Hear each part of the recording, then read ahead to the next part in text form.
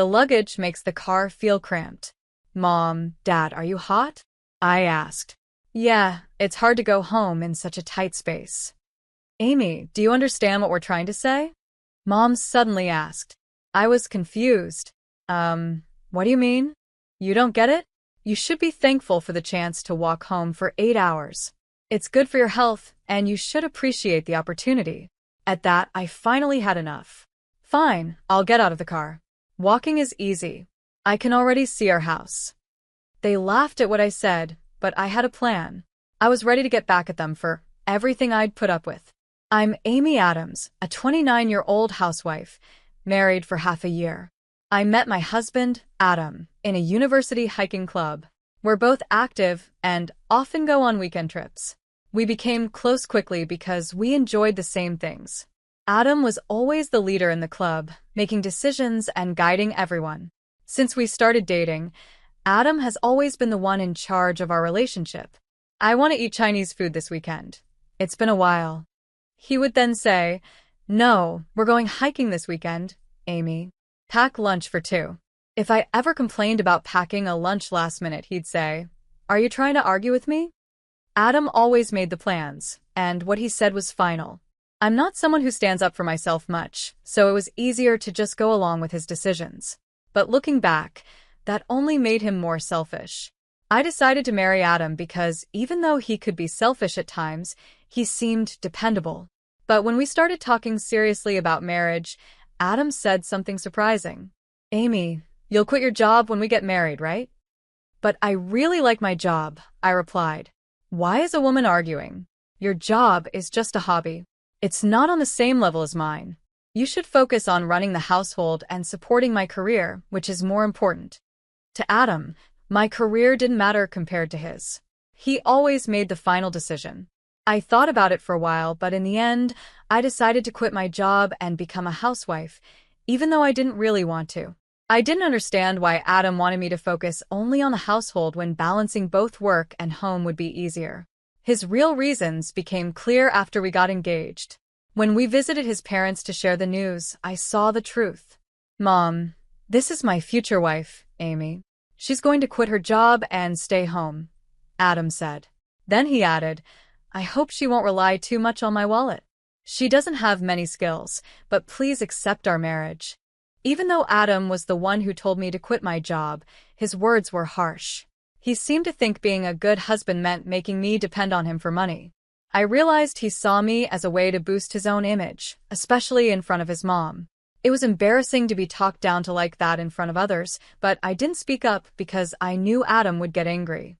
So, I kept quiet and put up with it. Couldn't you marry a more attractive woman? His mom said.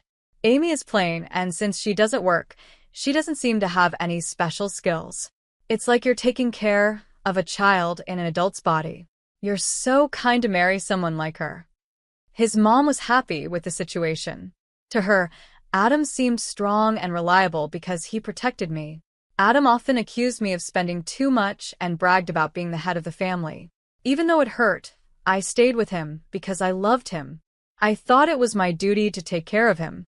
The more he pushed responsibility on me, the more dedicated I became. Eventually, Adam stopped even simple tasks like putting his clothes in the laundry basket. He had grown up in a household where he didn't learn any chores. Without me, he couldn't even make himself a meal. Surprisingly, Adam was proud of this.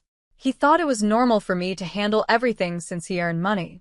He believed everything should go his way. When traffic was bad, he would blame me. Are we driving or standing still? Why did you pick this route? He'd say. I'd apologize. I'm sorry, I should have checked better. Even though it wasn't my fault. Over time, I got used to apologizing for things that weren't my responsibility. 5 months into our marriage, summer came, and the heat became hard to bear. Amy, let's go somewhere cool for our next break. I've already booked it, Adam announced out of the blue, surprising me. Wait, what about my schedule? I asked. Why didn't you check with me? I might have plans, Adam replied. You're a housewife, you don't have plans. And just like that, the travel plans were set. Later, when I saw the credit card bill, it was much higher than usual. Adam, this bill seems off. Is there a mistake? Should I call the card company? I asked. No, it's right. It's for 7 people, he replied. I was confused. 7 people? Why? Obviously, my parents and sisters are coming to the summer retreat too. It can't just be us having fun. It's good to spend money on family. I hope you're not the kind of person who doesn't care about family expenses. Since you don't usually do much, let's make this trip meaningful, he said. While I understood the importance of family, I was upset that he used the card without telling me. I also didn't like feeling like I owed something. Why did you make such an important decision on your own? I asked. Because you're not good at planning. I'm handling everything. Is there something wrong with my decisions? If so, explain why, Adam responded, not backing down. In the end, I had to use the money my parents gave me at our wedding to cover the expenses. My peace of mind was gone, and Adam's controlling behavior was getting worse. He felt it was normal to use my money and time however he wanted. He constantly put me down, and I couldn't complain or ask anyone for advice. Soon, the day of our trip to the summer retreat arrived. We drove a large car with 7 adults. This was only my 3rd time meeting my in-laws. I hadn't noticed before, but it became clear that my mother-in-law took care of everything for my father-in-law. He wouldn't even open a bottle of water by himself, and he never thanked her. My sister-in-law seemed a bit annoyed by this, but her husband helped with housework and always checked if she was tired. I couldn't help but think how nice that was. It made me uncomfortable to see my mother-in-law so eager to serve her husband, but it seemed normal in Adam's family. I wondered if I would end up like her one day. She was strict with me, even though she was very caring toward my father-in-law. At one point during the trip, my mother-in-law suggested, "How about that restaurant for dinner?" I agreed, thinking it was a good idea. Then she said, "Great, you should make the reservation." Surprised, I asked, "You want me to make the reservation?" I was surprised. "You really don't notice anything, do you?" my mother-in-law said. "It's normal for the new daughter-in-law to handle these things. You should have offered to make the reservation." She clearly expected me to fulfill all her requests, just like she took care of my father-in-law. Now, taking care of my in-laws was added to my responsibilities, making everything even more overwhelming. Like Adam, the unspoken pressure was strong, and I wasn't allowed to object. The only support I had was from my sister-in-law, Rachel. She was older than Adam and very organized. This was the first time we really talked, but even in group activities, her ideas were smart and practical.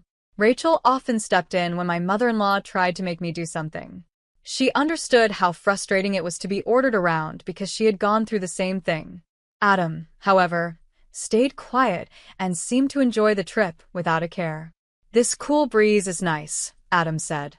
"Maybe it would be great to live in a place like this one day." My mother-in-law breathed in the fresh air and agreed.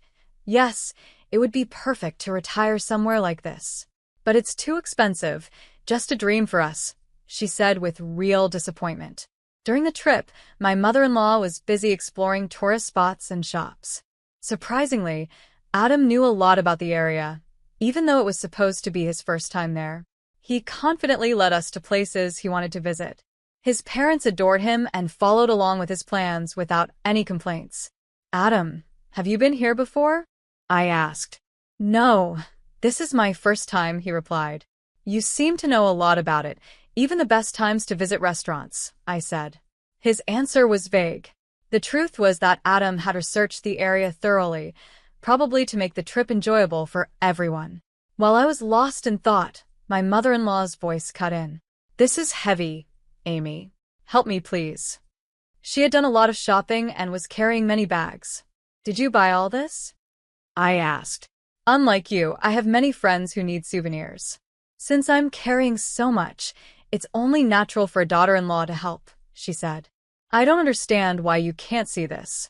"It's probably because your parents didn't raise you properly," my mother-in-law said.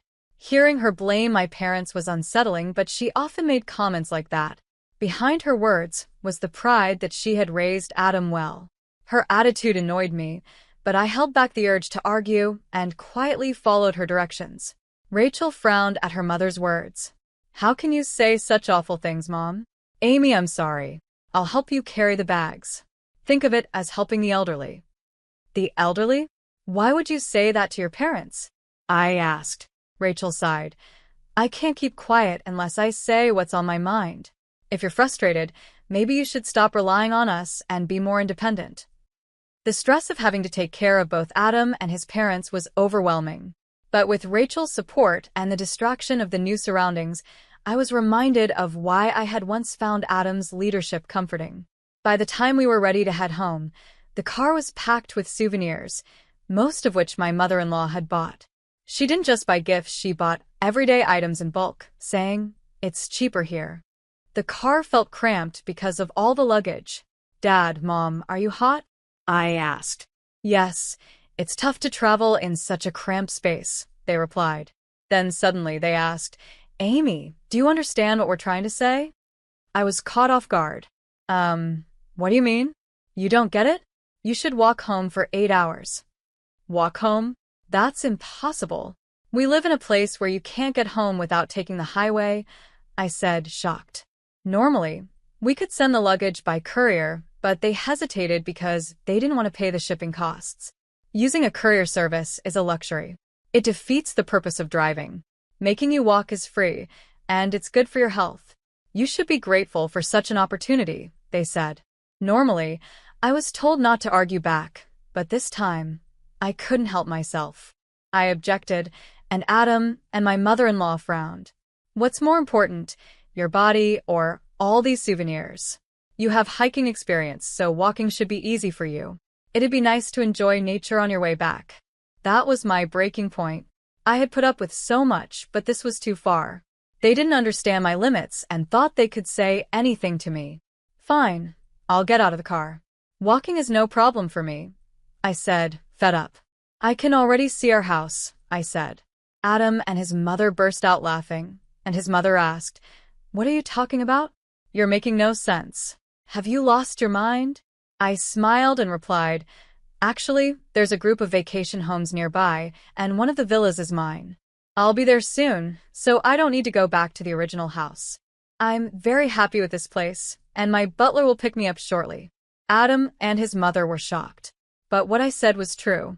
My father runs a business, and our family is pretty well off. Recently, my parents bought a house in this area as a vacation home, planning to move here in the future. This area is popular with people relocating from the city. I had permission to use the villa, as long as I managed the property during the off-season. I hadn't told Adam about this, but I had told my parents before the trip. My parents were surprised, then angry, and they promised to fully support me. So, I decided I would move to this holiday resort if I wanted to. Adam, I feel like I've grown stronger because of you, so thank you. You gave me many orders and acted selfishly. I may not have been the perfect wife for you. Maybe you'd be happier marrying someone you truly love, I said, as I said goodbye. His mother's face darkened.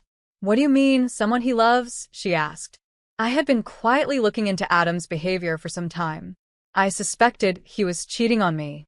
Shortly after we got married, Adam started leaving the house more often, claiming he was going on business trips. But I became suspicious because of how often these trips happened. Adam, you said you were going on business trips, but when I checked with your company, I found out those trips didn't exist. In reality, you were seeing a woman in this area and pretending it was for work. Recently, I found a receipt from a store in this area in your pocket. Her name is Lauren, and she went to the same school as us, didn't she? Adam was shocked and flustered. He must have thought he had covered his tracks well, but his plan was too simple. He underestimated how much I paid attention. I've always taken care of everything in the house, and I knew every detail of his activities. You knew about that too? He stammered, caught off guard. I had no idea you knew, Adam said, looking surprised. Rachel, who couldn't take it anymore, was the first to speak up. Adam, what is this? Cheating is not okay, she said, clearly upset. Even his mother, who usually defended him, looked at him sternly this time. Adam has been meeting this woman in his free time. They've gone shopping and had tea together. Here are the photos to prove it, I said, showing them the pictures I had taken with my phone. I had secretly followed Adam, using my free time, and my suspicions were right, he had left clues. His mother looked at the photos, and her doubts turned into certainty. Adam, Explain yourself, Rachel demanded, furious. With no other choice, Adam finally confessed. Trying to stay calm, he said, "Okay, I'll be honest. Just before our marriage, I found out through social media that an old classmate of mine lives in this area. She moved here for work. She's someone I was secretly attracted to back in school. As we started talking about the past, we got closer." He paused for a moment, and everyone waited for what he'd say next. But his next words were unexpected. "We're not in a romantic relationship yet. We're just at a point where it's close to crossing that line. Because it's such a critical time, I've been coming here often by myself. I've already decided that I want to start a new life with her as my girlfriend in the future." Adam wasn't just fooling around, he was serious about pursuing Lauren. Hearing this made me feel even worse because it was clear he meant it. He had been seeing Lauren even before we got married. What did those days with me mean then? His parents were shocked too. After a moment, his mother asked, "What are you saying? What was your marriage to Amy all about?" "I made a mistaken judgment," Adam replied. "If I had met them in a different order, I would have married Lauren. My relationship with Amy just happened by chance, and it led to marriage. I tell myself I was just unlucky." So, our marriage wasn't what Adam really wanted. He had been intentionally harsh to me after we got married, hoping I would ask for a divorce. Now it made sense why he had been acting more and more selfish. He was only thinking about his own feelings, never considering mine from the start. I realized I couldn't accept being treated like this any longer. I no longer felt anything for Adam. Even if his relationship with Lauren wasn't serious, the fact that he lied and met another woman was real. His selfishness toward me had crossed the line. I handed him the divorce papers I had already prepared. They were ready to be filed as soon as he signed them. "Adam, sign this. You won't regret divorcing me, will you?" I asked. "Yeah, that's probably for the best. It'll make things easier, and I can date Lauren freely," he said, signing the papers quickly, as if he was happy to do it. Watching this, I felt a sense of victory. I put the papers in my bag and then said, "Actually, Adam, I found Lauren's posts on social media and contacted her. When I told her we were married, she was shocked." I continued, "Lauren is actually a close friend of mine. I reached out to her because I was worried, but it turns out she already has another partner and isn't interested in you. She even told me that you've been visiting her under false pretenses. She's getting married this fall. You might have been excited to meet someone from your past, but for Lauren, you were just a friend. It's pretty ironic you divorced me for another woman who doesn't even feel the same way." Adam's face turned pale, and it was clear to everyone around us. "Are you lying to mess with me? How could you?" he asked, shaken. "No, Adam." "No matter how much you criticize me, it doesn't change the truth. Lauren hasn't made her engagement public yet, but she shared it with me," I said, showing him a message from Lauren on my phone. The message clearly showed that she saw him only as a kind friend. Adam read the message and looked devastated. "Don't even think about asking me to come back. I'm not someone who remarries just to fill a gap. From now on, you should live on your own, without depending on anyone," I told him. Adam had relied on Lauren as emotional support, and now that she was out of the picture, he was left in a very vulnerable state. With our connection severed, he had nothing left. It was probably for the best, though Lauren wouldn't want to be stuck with a man who couldn't even take care of himself. She deserved someone better than him. "While I may have spoiled you in some ways, you failed as a husband," I added. Adam sat quietly, muttering to himself, "How did it come to this? Was the last 5 months all for nothing? Yes, you were just chasing after a friendly classmate. Or maybe you just let yourself be used," I said as I walked away, leaving him in silence. "I paid the price for the miserable 5 months you put me through. It's foolish to sacrifice family over such silly misunderstandings," I said. Adam grabbed my arm, silently begging me not to leave. But Rachel spoke up loudly, "Stop relying on others. During this whole trip, I was so annoyed by you and your mother assuming Amy would handle everything. No one acts like that anymore. Who do you think you are? All the things you've done without thinking are now catching up to you." The car was in chaos. Adam's usually quiet father and brother-in-law stayed silent, just watching everything unfold. From the way you've acted on this trip, I can't imagine how hard it must be to live with you every day. I couldn't take it for even one day. Those old-fashioned ideas about men or mothers-in-law being superior don't work anymore, Rachel continued, clearly fed up. Suddenly, Adam started laughing. Ha! Amy, no matter how tough you act, it's pointless. Even if I didn't like it, someone like you who doesn't have a job, can't live on your own, he said, still trapped in his delusions. He made it clear he thought he could keep me under his control. You have no choice but to depend on me. I planned it that way. Even after the divorce, your job options will be limited. You should just tear up the divorce papers and go back to running the house. Finally, his true intentions were out. To him, I was just like a maid. Looking back, even when we were dating, his kindness was probably only on the surface. What he really wanted was someone to take care of everything, so he didn't have to. Confused by his words, I replied, "What are you talking about? I make more money than you do." Adam thought I was joking and started laughing harder. Stop kidding around. What can a housewife who stays home all day possibly do? Don't disrespect working people. How would someone like you who knows nothing about the real world make any money? Who's out of touch here? You can't even handle basic chores and you take time off work to meet other women, I said, pulling out my phone. Take a look at this. I showed him the screen, which displayed my online banking app. It showed a deposit of $2,000 made during our 5-day trip, with notifications of more deposits over the past few days. I started selling my handmade crafts after you made me quit my job, I explained. Adam looked completely shocked, as if he never expected this. It wasn't surprising I had never mentioned my side business to him. Early in our marriage, he found some of my craft supplies and scolded me, asking why I bothered with it. When I first started selling my crafts, it was just a way to help out with household expenses. But after seeing Adam's negative reaction, I kept quiet and hid the fact that I was earning money. Actually, my recent pieces have been selling really well and at good prices with daily sales.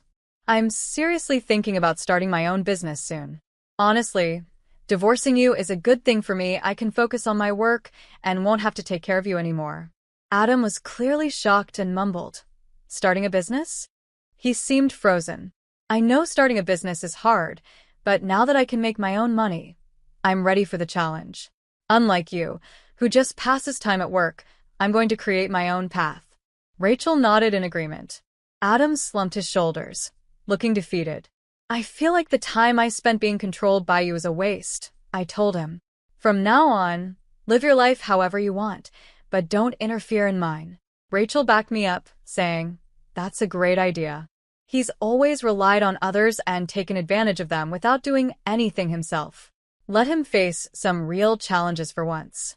I couldn't help but laugh at Rachel's comment. You're right. He may look grown up on the outside, but he's still a child at heart. I'm done taking care of him. It's time for him to learn how to live on his own. As I prepared to leave, I said, "As I mentioned before, I'll walk to my new home. It's only 10 minutes away." I got out of the car and closed the door behind me. Before I left, I leaned in through the window and added, "Oh, and by the way, your mother said she couldn't live here, but I'll be the one enjoying this beautiful place now. Maybe one day you'll figure out a way to live here too. For now, I'm going to enjoy my life surrounded by nature." I waved with a big smile, and Adam and his mother looked frustrated. In the end, I finalized the divorce, secured some savings from our marriage, and received compensation for all the hardships I endured. I used that money to start my new business. Rachel and I stayed close even after the divorce. She later told me what happened after I left the car. "It was quite a scene," she said. "Adam completely lost his spirit, and his mother was upset about your new business and your cottage. Those two are hopeless. Even if Adam dates someone else in the future, with his personality, marriage will be difficult for him." I could imagine how things were for Adam.